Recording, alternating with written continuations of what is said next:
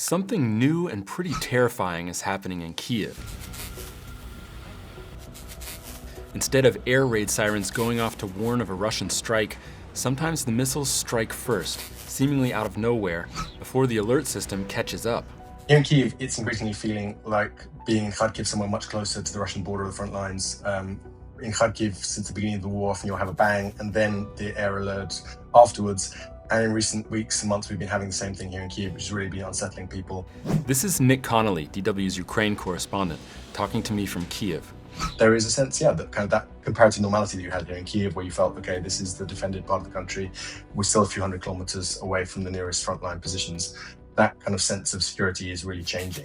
And there's a sense that the front lines are kind of slightly paralyzed right now, that the Ukrainians have been able to stop the Russians making much progress now. But the focus of this war is really kind of now moving behind the front lines to the cities. That horror scenario is a combination of two factors. The first one is a new kind of missile Russia is using to attack the Ukrainian capital, or actually an old missile that's being repurposed. And that's basically because Russia is using air defense missiles, S-400s, that have been repurposed to attack from very close to the border with Ukraine. So that's about 200 kilometers as the crow flies from the center of Kyiv. And so they get here within a matter of minutes. And they fly very low, so it's hard to detect them. So whereas before you had a situation where people would get warnings in the evening saying, look, Russia's preparing its planes, it's likely going to be a difficult night. You're having a situation now where things are a lot quicker and a lot more threatening. The S-400 is a surface-to-air missile system that was designed to shoot down aircraft and other missiles rather than hitting targets on the ground. It doesn't have the power to destroy big, reinforced structures like military bunkers, but it's fast and stealthy. And if the point is to destroy civilian infrastructure like power plants, size doesn't matter as much as the ability to hit the target. Plus, S-400s are much cheaper than cruise missiles.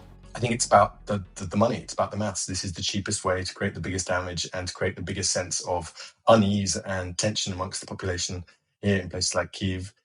If you can do that for $200,000-$300,000 a pop, that is a very good price, as cynical as that sounds. Whereas previously, obviously, with its huge oil and gas income, Russia could basically fight the way its generals wanted, not necessarily thinking about the money too much. And we've seen lots of examples of Russia throwing very expensive equipment at things that could have been done more cheaply if resources were tight. And now those resources are tighter. They're having to be a bit more inventive.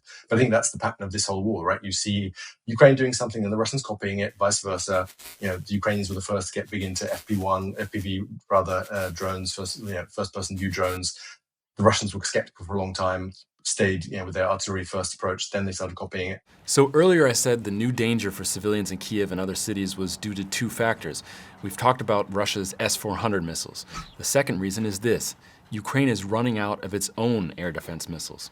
In fact, deliveries from allies have fallen to just 1/3 of what they were in 2025. The kind of traditional picture was a big attack, usually overnight, where you'd have drones for hours first trying to kind of wear down the defenses, then you'd have some cruise missiles, and then you'd have ballistic missiles in the hope that something would get through, right? We're also talking about times when Ukraine had supplies of Patriot interceptors, and so was able to shoot down, if not 90%, as is the case with cruise missiles, but at least half, sometimes 2/3 of these ballistic missiles.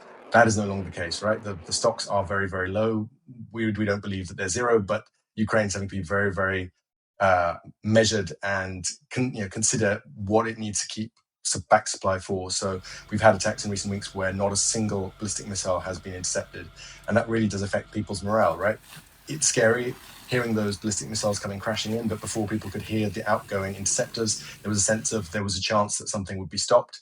And now just hearing them kind of crashing in with no kind of countermeasures is really, really scary for people here.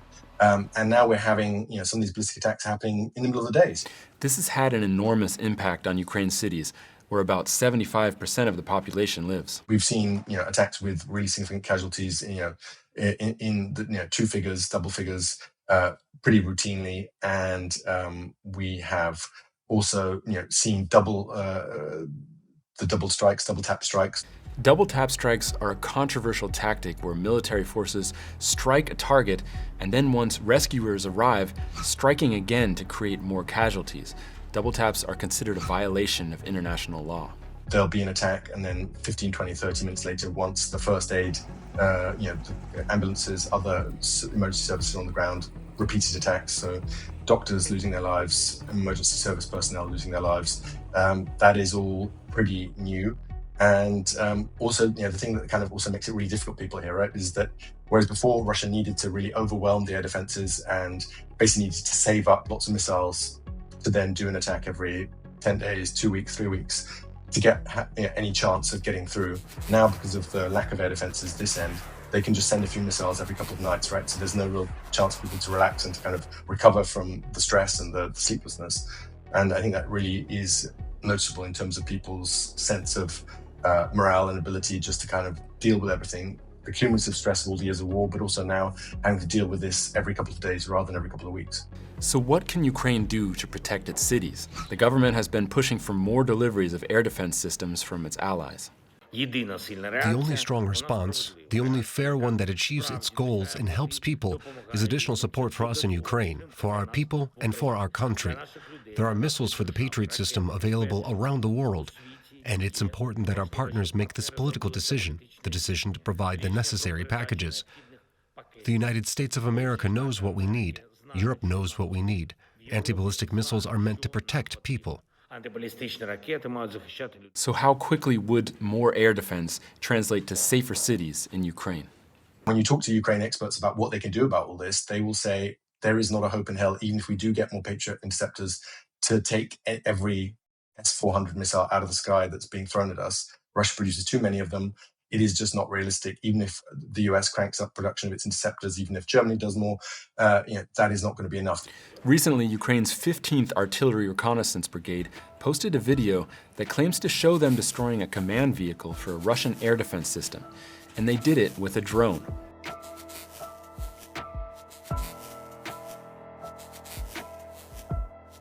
Well, that's one way to do it, but military analysts say that in order to have a real impact on Russia's ability to strike Ukraine cities with S-400s, it will need heavier firepower. The only way to deal with this is A, to attack the launchers that are basically sometimes within about 30 kilometers of the Russian border with Ukraine, northeast of Kyiv. And for that, Ukraine needs more systems like more longer range attack missiles, for instance, more intel, because right now the intel they're getting often just tells them a missile has been launched, but it doesn't, it's not provided in a way to say, you've got 5-6 minutes now to attack this launcher before this missile is sent your way. Some, people are saying, more attacks on Russia's weapons facilities to just prevent production of these weapons. We've seen factories, even some kind of, 1,000, 1,500, up to 2,000 kilometers away from Ukraine's borders being attacked, and that seems to be making it difficult for Russia to produce more of these weapons. That's one source of hope for Ukraine, that it's been able to strike deeper into Russian territory than at any previous point of the war. Kyiv is looking not only to take out its adversary's military capabilities, but also as a sort of tit-for-tat to wear down Russian morale as the 5th summer of the war comes to an end. I'm Amyan Isif in Berlin. Thanks for watching.